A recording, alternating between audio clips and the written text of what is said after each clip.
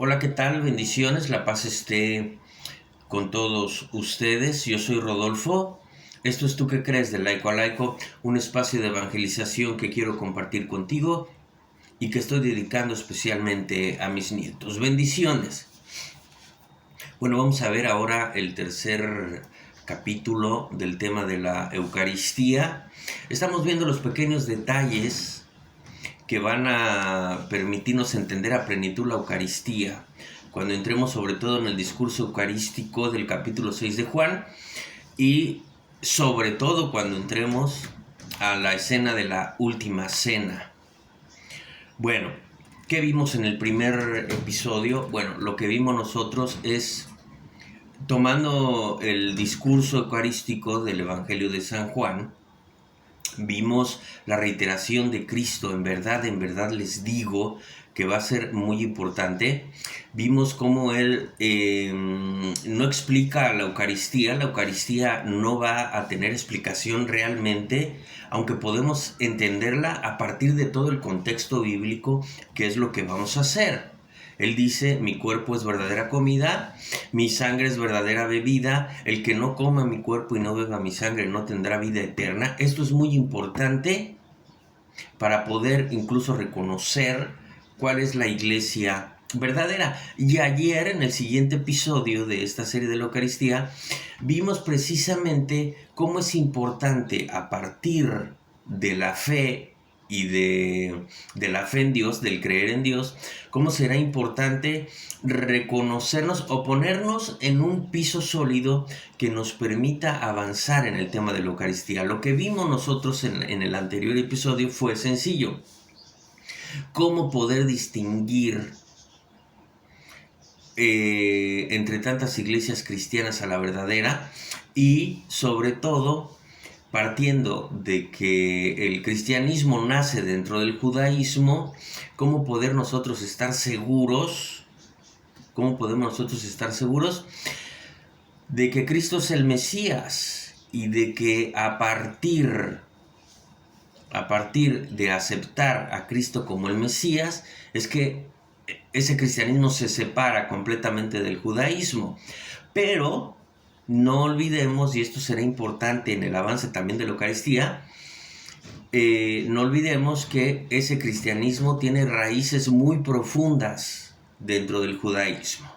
Si quieres entender, y eso lo verás en el avance, si quieres entender el cristianismo, si quieres entender la Eucaristía, si quieres entender el proyecto, el mensaje de Cristo, que repito una vez más, no es un acto espontáneo de Dios, no se le ocurrió en ese momento, todo venía desde el Antiguo Testamento, todo el Antiguo Testamento es prefigura de Cristo. Entonces, si quieres entender a Cristo, pues tienes que sumergirte un poco en el judaísmo, y cuando lo haces también, es cierto, terminas de entender cómo es que Cristo sí es el Mesías. Esto es importante también para poder avanzar en el tema de la Eucaristía. Y el día de hoy lo que yo les comentaba es que vamos a ver un tema que yo he llamado un mismo lenguaje.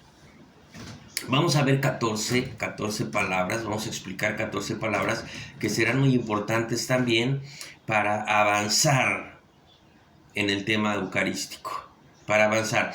Yo decía ayer, mira, la Eucaristía te la puedo explicar de una forma muy sencilla. Y así es. La Eucaristía es el cuerpo y la sangre de nuestro Señor Jesucristo. Se acabó completamente. Ahí ya está. Como Él mismo lo explica en San Juan, y no da mayores detalles, y voltea y le dice a los apóstoles, mira, ustedes también quieren irse, si no lo entienden, bueno, esto lo tienen que aceptar por fe. Bueno, aunque lo más importante de aquella escena del capítulo 6 de Juan va a ser cómo Cristo nos va a decir que el que no come y bebe su sangre no tendrá vida eterna. Bueno, ya iremos avanzando en el contexto porque, insisto una vez más, esto no es un acto espontáneo de Dios, esto no es un acto espontáneo de Cristo en la tierra. Así que vamos a ver 14 palabras que nos van a permitir empezar a manejar un mismo lenguaje que nos ayude a la comprensión de la Biblia, no solo de la Eucaristía, sino de la Biblia. Bueno, Entonces,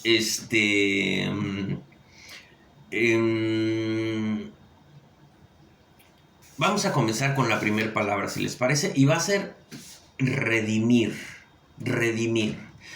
Yo me doy cuenta que los católicos, yo mismo debo decirlo, o sea, parto de ese catolicismo medianón, para no decir mediocre, yo parto de ahí, quizá un poco más abajo, y entonces yo sé por experiencia todo lo que el católico promedio no sabe, lo que desconoce completamente, las cosas que andan en su cabeza, que uno mismo a veces les da demasiado valor, cómo uno termina aceptando la propaganda anticatólica. En fin, yo parto de ese medianismo católico. Entonces es muy importante por eso que comencemos a entender lo que significan estas palabras. Y la primera palabra es redimir, ¿sí? Que es el acto por el cual la raza humana volvió a gozar del favor divino gracias a la pasión y muerte de nuestro Señor Jesucristo. Porque, mira, luego del pecado del paraíso de nuestros primeros padres, el hombre tuvo la necesidad de un redentor. Ya lo explicaremos a detalle. Tuvo la necesidad de un redentor y Dios prometió a ese redentor. Y esa promesa se cumple con el nacimiento de nuestro Señor Jesucristo. El hecho, no la fecha. Los católicos no celebramos, recuerden ustedes, fechas, sino los católicos celebramos hechos. El hecho del nacimiento de Cristo que acabamos de celebrar. Bueno, la reparación, pues, redimir es reparar, la reparación de los méritos de Cristo. Y dice San Pablo en Romanos 5:20, dice, no solo que fue efectiva, no solo que fue suficiente, sino que fue eterna. Ya no es necesario entonces más sacrificios. ¿Cómo entender nosotros entonces el sacrificio de Cristo en el presente? Lo vamos a ver en un momento. Ahora, el hombre por el hombre pues no puede redimirse. Mira, es muy sencillo. En un acto de justicia, si tú rompes, en un lenguaje actual, si tú rompes un celular, lo justo sería que tú repusieras el mismo celular. Si por ejemplo en Levítico, en las leyes, se decía, si tú dañas, por ejemplo, el ganado de alguien, pues tienes que reponer ese ganado de igual forma, ¿sí? Ahora, el hombre pecó, el hombre se alejó de Dios, el hombre perdió todo el estado preternatural, que quiere decir que no se enfermaba, que no moría, en fin, que ya hablaremos de él en su momento. El hombre pierde todo esto, pierde la gracia que tenía, la justicia que mantenía y que no pudo mantener por el pecado. Bueno, con el pecado uno, y esto debemos de tenerlo claro, con el pecado uno se hace acreedor a la muerte. Eso fue lo que pasó. Ahora, ¿cómo poder redimir al hombre para que no muera? ¿Cómo poder redimir al hombre para que no muera? Bueno, es que el precio justo de la vida de un ser humano debe de ser la vida de un ser humano. Y el valor que tiene el sacrificio perfecto de Cristo es que redime, siendo hombre, siendo verdadero hombre y verdadero Dios, redime a todos los hombres. Esto lo vamos a entender cuando veamos los sacrificios de expiación, en donde se redimían los pecados del pueblo de Israel. Entonces, la justa medida de la vida de un hombre, pues no es un cordero, como aunque Dios lo permitió, lo establece y lo permite, para que el hombre no estuviera sacrificando hombres inocentes. Bueno, entonces, la vida de un hombre solo se puede pagar con la vida de un hombre. Ese es parte del plan de salvación que Cristo cumple en la pasión y muerte en la cruz. el sacrificio perfecto de Cristo pues es suficiente para rescatar, redimir también es rescatar a todos los hombres pecadores. Una costumbre que tenía, una costumbre además establecida por Dios en el Antiguo Testamento, el pueblo de Israel, es que todos los primogénitos, el primer varón que nacía, pertenecía a Dios. Y se pagaba entonces, porque obviamente no se iba a sacrificar al bebé, pero se pagaba, Dios estableció que se tenía que pagar una cierta ofrenda para salvaguardar la vida de aquel primogénito que aún vivo seguía perteneciendo a Dios. Esto se llamaba el rescate o redención y era muy importante en el Antiguo Testamento. Entonces, perdón, el sacrificio, esto es importante, el sacrificio de Pascua en Egipto, en donde los primogénitos de Israel, toma nota, se salvaron. ¿Y por qué se salvaron los primogénitos en la última plaga de Egipto? Porque Dios estableció lo que después va a ser la Pascua. Se sacrificó a un cordero, y la sangre de ese cordero en el dintel de la puerta, en el marco de la puerta, la sangre de ese cordero logró salvar la vida de aquellos primogénitos. Entonces todo empieza a tener sentido. Ese sería el primer antecedente que tenemos nosotros del sacrificio de Cristo, porque recuerden ustedes, repito, el Antiguo Testamento es prefigura del Nuevo Testamento. Por eso San Juan Bautista va a decir: he ahí al Cordero de Dios. La sangre del Cordero de Dios redime al hombre de sus pecados, lo rescata y le da la oportunidad de la vida eterna en plenitud. Bueno, segunda palabra, expiar. Expiar. Expiar es hacer una obra para reparar una ofensa. Eso es expiar. En el Antiguo Testamento existía, de acuerdo a Levítico en el capítulo 16, el sacrificio que se llamaba el día de la expiación, el Yom Kippur. El Yom Kippur. Este Yom Kippur y la Pascua, el Pesaj, estos dos sacrificios, Dios los establece hasta el fin de los tiempos. Este detalle también es importante para entender la Eucaristía. Toma nota. Bueno, este sacrificio del Yom Kippur se hacía una vez al año y tenía características muy particulares que veremos en el aspecto sacrificial de la misa para entender a plenitud la Eucaristía.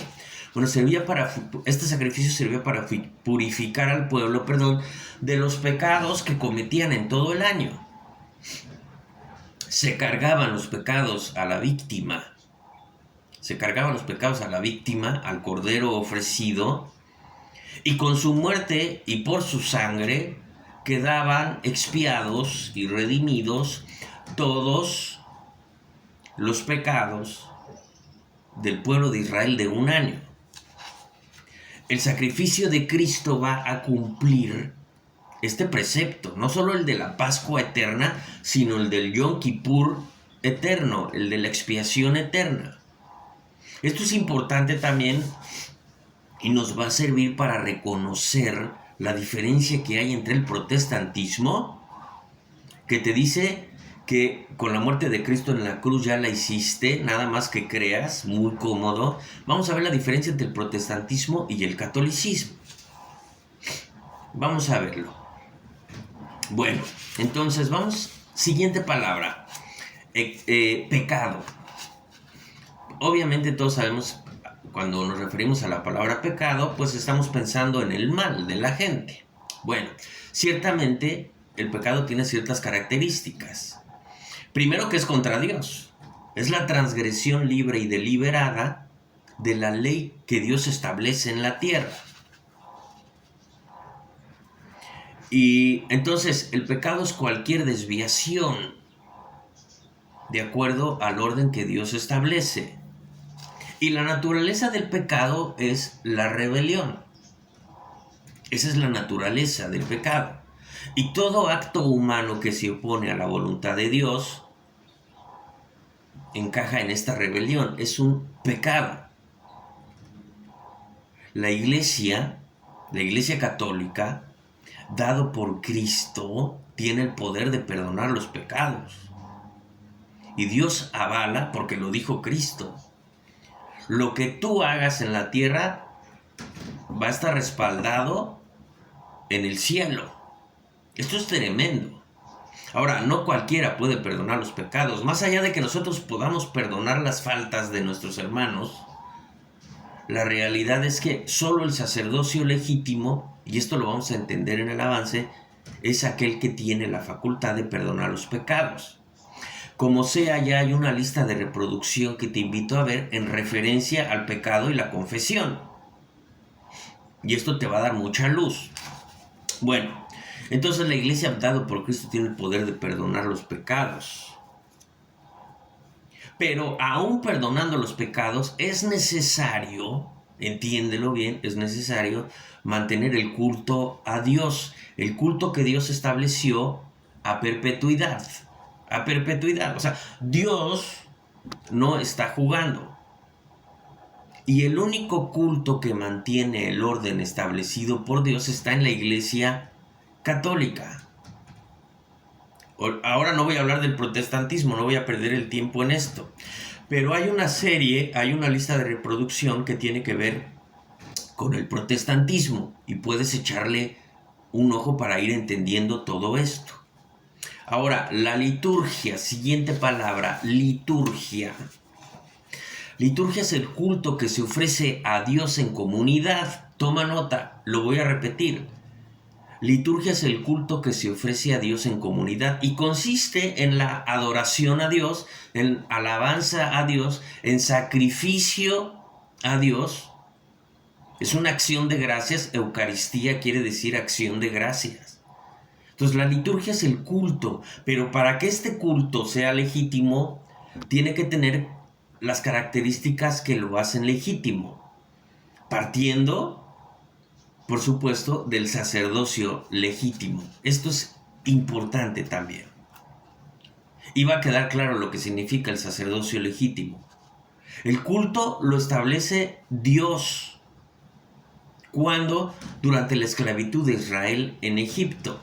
Y de hecho, cuando tú lees la historia del Éxodo, lo primero que Dios exige a Faraón a través de Moisés es que deje salir a su pueblo a rendir culto a Dios.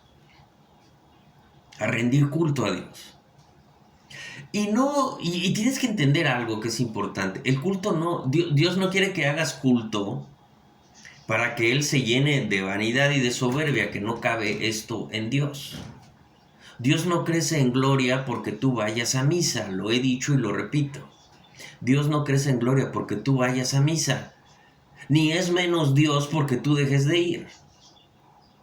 Cuando Dios establece el culto es solo para el beneficio del hombre, solamente. Ya luego Faraón no permite salir al pueblo de Israel y comenzará el proceso de las plagas y terminará en la propia libertad del pueblo de Israel.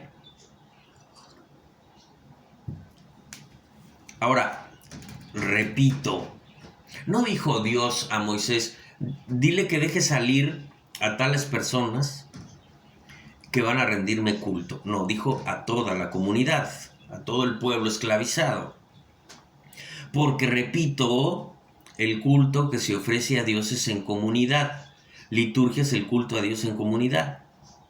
Y aquí podemos entender perfectamente las palabras de Cristo cuando dice, donde dos o más se reúnan en mi nombre, ahí estaré yo.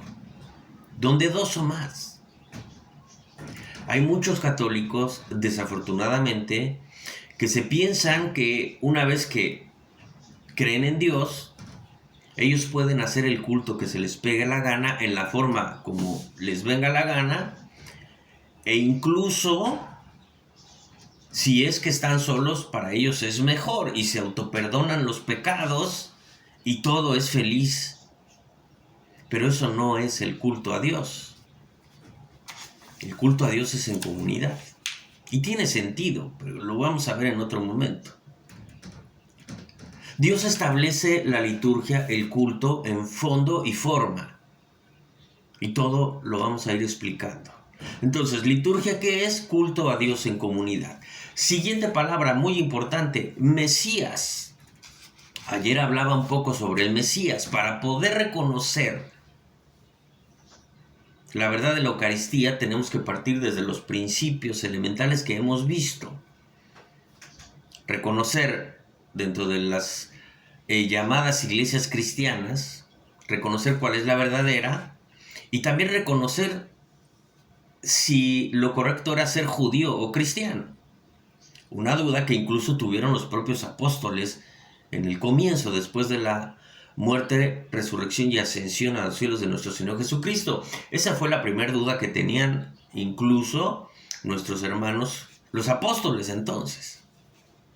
¿Había que ser primero judío para ser cristiano o de qué se trataba? En fin, resulta pues que yo escuché a un rabino, y es un rabino que yo le tengo en alguna forma mucho respeto, es un hombre muy preparado, y debo decir, yo lo que yo aprecio, es una autoridad en el judaísmo, realmente que lo es, por lo menos en el judaísmo de Occidente, no estoy tan seguro en el judaísmo del propio Israel, pero sí en Occidente. Y este rabino decía, Joseph Vuitton se llama, decía que para los cristianos, para los católicos, Mesías significaba Salvador. Y él decía, los cristianos creen que Mesías significa Salvador. Bueno, está equivocado Joseph Vuitton, porque la Iglesia Católica jamás ha dicho que Mesías significa Salvador. Una cosa es que reconozcamos a Cristo como el Mesías y sepamos que Cristo es el Salvador de los hombres, y otra cosa decir que lo que significa la palabra Mesías sea Salvador. Eso no existe en la Iglesia Católica. En la Iglesia Católica, tanto como en el judaísmo, Mesías tiene el mismo significado, ungido. Y ahora el tema del Mesías nos da para un tema completo, pero este Mesías que reconocemos en Cristo es aquel anunciado, y ayer lo mencionábamos, es aquel anunciado primero a Adán, luego del pecado, y luego a Abraham, cuando comienza todo el proceso del plan de salvación de Dios con el patriarca Abraham. Y en aquel capítulo 12 de Génesis se explica cuál es la función del Mesías. ¿Cuál es la función del Mesías? Bueno, serán benditas por él todas las naciones. Y ayer veíamos cómo los judíos, ahora nuestros hermanos judíos, esperan a un Mesías que solo tenga que ver con Israel, que restituya el reino de Israel, que permita la reconstrucción del templo de Israel. Esto ya no va a pasar. Y este no es el plan del Mesías que Dios prometió. En lo absoluto. Ellos esperan, decía yo ayer, no a un Mesías, esperan a uno de los jueces que restituían a Israel luego de establecerse en la tierra prometida. Y tenemos, por ejemplo, a Sansón, es uno de los jueces, Gedeón es uno de los jueces, que bueno, estaban ahí para permitir, o más bien para restablecer contra los enemigos al reino de Israel. Podemos ver las historias contra los hititas, contra los filisteos, etc. Bueno, ok, entonces por el Mesías serán benditas todas las naciones. Y nuestros hermanos judíos esperan un Mesías que más que Mesías es un juez más.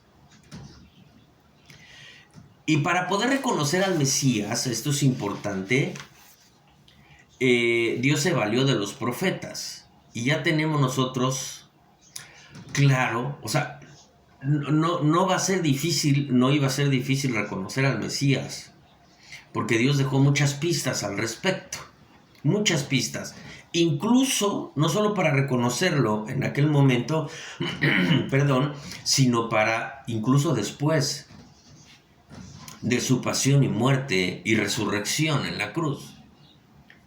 Es fácil reconocer a Cristo en el Antiguo Testamento, muy fácil. Así que bueno, Israel se confundió, no lo reconoció. Gran parte en realidad no quiso reconocerlo. Saduceos, fariseos, escribas no querían perder el estatus que ellos tenían en la vida. Así que bueno, terminaron llevando al pueblo de Israel a esta pausa eterna que tienen esperando el Mesías que no llegará. Bueno, eso es lo que significa Mesías, significa ungido. Ahorita vamos a ver lo que tiene que ver con ungido. Ahora, hablando del Mesías, Jesús, el Cristo, el Hijo de Dios, como dice San Pedro. Jesús significa Dios salva o simplemente Salvador. Ese es el significado de Jesús o Jesucristo. Y fíjate, dado el mesianismo de Cristo, el significado de la propia palabra Jesús, Yeshua en hebreo, bueno, dado el significado, algunos judíos que no reconocen evidentemente al Mesías, le llaman maliciosamente a Yeshua, a Jesús, lo llaman maliciosamente Yeshua. Y es una palabra en donde utilizan la primera letra de aquellas palabras que es Imah Sheino Besikro, que significa que su nombre y memoria sean borrados. Imah Sheino Besikro Yeshua. Así es como ellos llaman a Cristo. Para nuestros hermanos judíos, Jesús fue un hechicero. Es un hechicero. Entonces, pero bueno, Jesús significa Dios salva. Jesús es el Salvador de los hombres. Es el Emmanuel con nosotros, de Dios con nosotros, el Emmanuel que menciona Mateo. Entonces, bueno, eso significa Jesús, Salvador. Cristo es el griego del hebreo Mesías. O sea, Cristo y Mesías es lo mismo, significa ungido. Jesús y Jesucristo significa Salvador. Ahora, vamos a ver todo lo que tiene que ver con ungir. Y bueno, entonces, uncir es la acción por el cual en el Antiguo Testamento, al ungir a determinadas personas, se les otorgaba una autoridad o un puesto importante a los reyes, y todo esto a orden de Dios. Los profetas, los grandes sacerdotes, ungían a David, primero a Saúl, el primer rey de Israel, a Aarón, a los sacerdotes, por ejemplo, se les ungía con aceite. Eso significaba otorgar, dar una autoridad. Y ya nadie la quitaba. Cuando había una revuelta previo a la muerte del rey David, bueno, querían ungir al hermano de Salomón. Y Betsabé, la esposa del rey David, apuró al rey para que el sacerdote fuera y ungiera como rey a Salomón. Y una vez que lo hizo, mientras los otros esperaban la muerte del rey David, pues David en vida claudica al trono y lo deja a Salomón, quien es ungido y se establece como el tercer rey de Israel. Bueno, esa es la unción. Otorgaba una autoridad o un cargo que tenía que ver con Dios. Y por eso Cristo significa ungido. ¿Por qué?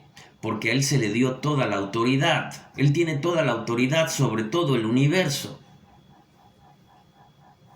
La autoridad de nuestro Señor Jesucristo en la tierra, el Rey de Reyes, el Rey de Reyes. Por eso se le conoce como Cristo, el ungido. Y por eso nuestros hermanos judíos están confundidos y ellos esperan a un nuevo rey de Israel. En fin, siguiente palabra, sacrificio. Sacrificio. Es un acto de mortificación, aparentemente así lo entendemos, abstenernos de algo que generalmente nos conduce cierto placer. Eso es lo que significa el sacrificio, pero en realidad también es un acto externo en el culto, es un acto externo del culto en el cual el sacerdote legítimo toma nota, ofrece a Dios el sacrificio de una víctima con un propósito.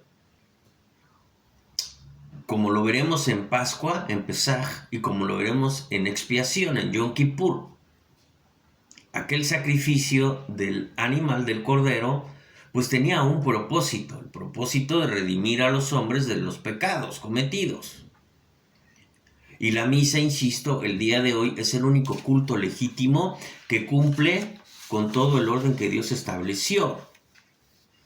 Y la misa es el memorial, veremos qué significa memorial, de la pasión y muerte de nuestro Señor Jesucristo.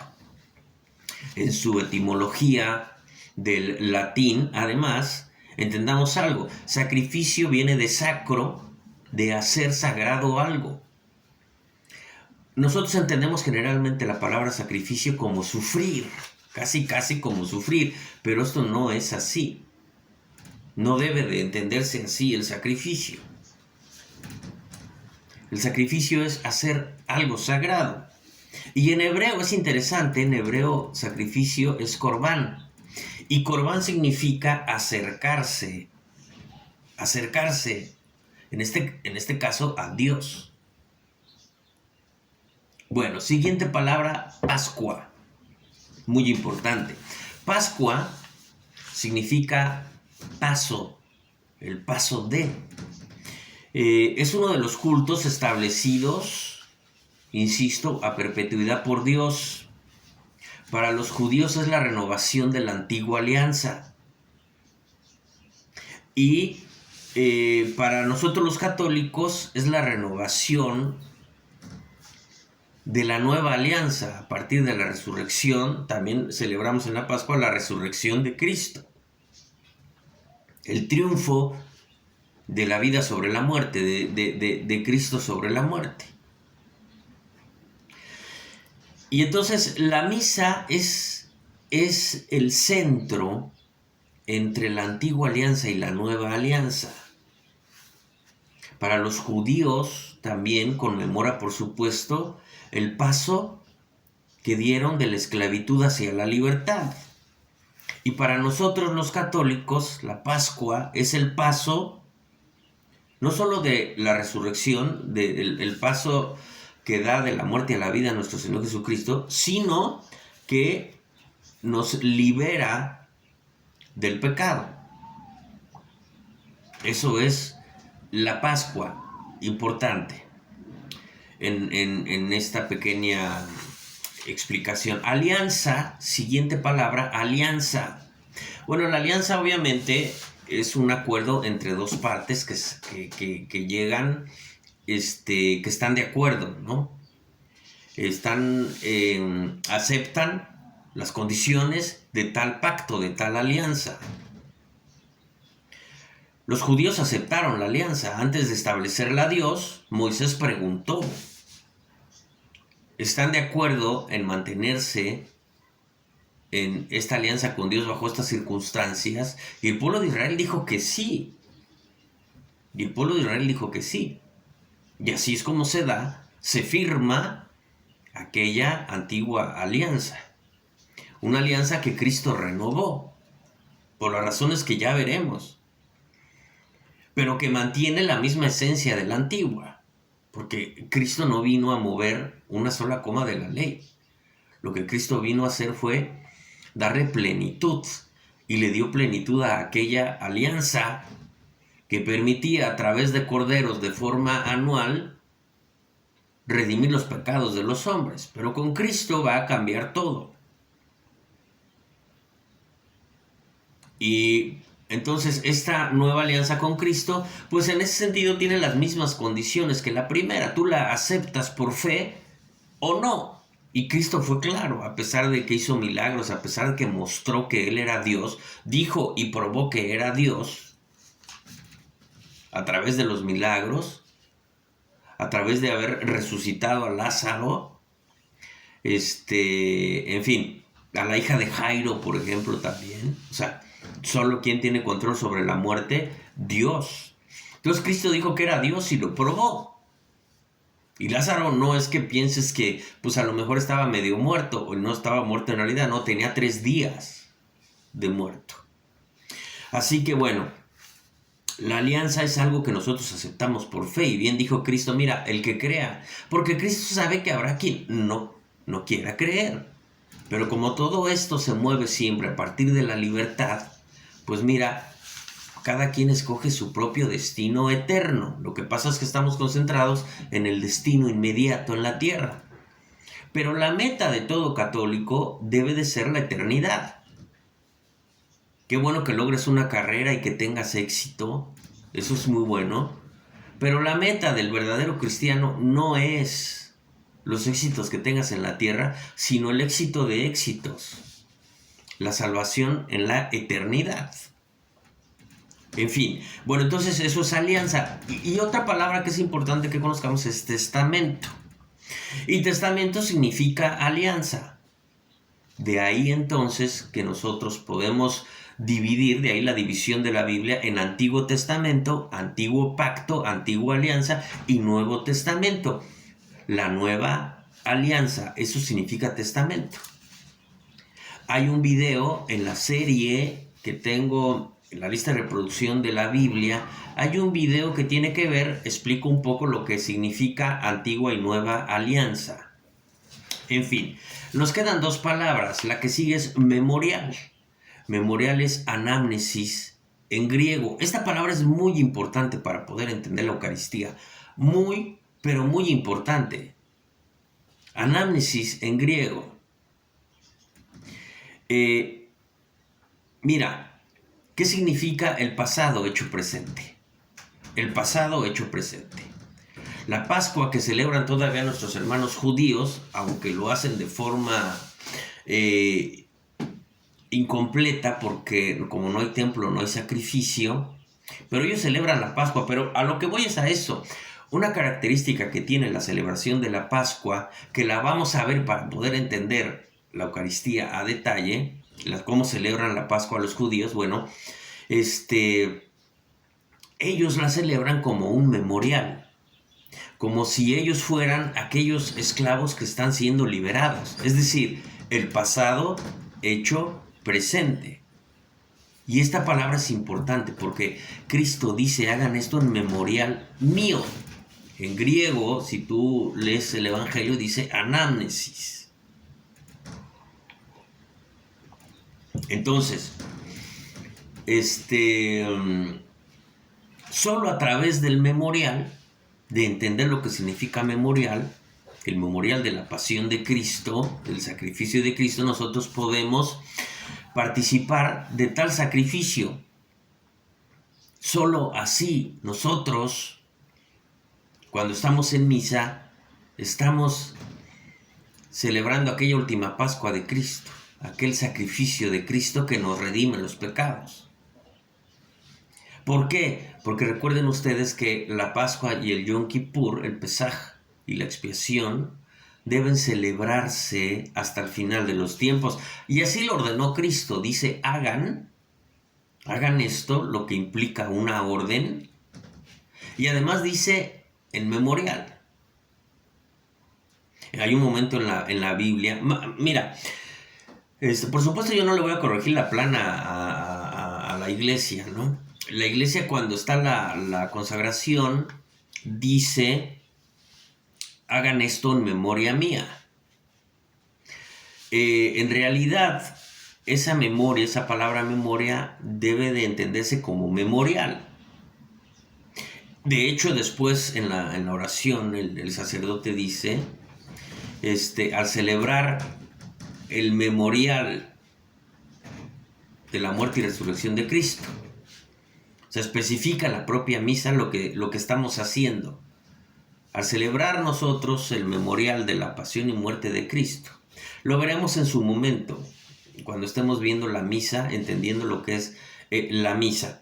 Bueno, entonces, para que esto pueda tener sentido, de acuerdo al orden de Dios, los apóstoles asumen la autoridad, el sacerdocio, que los levitas en el tiempo de Jesús, los que eran los legítimos sacerdotes, despreciaron al no reconocerlo.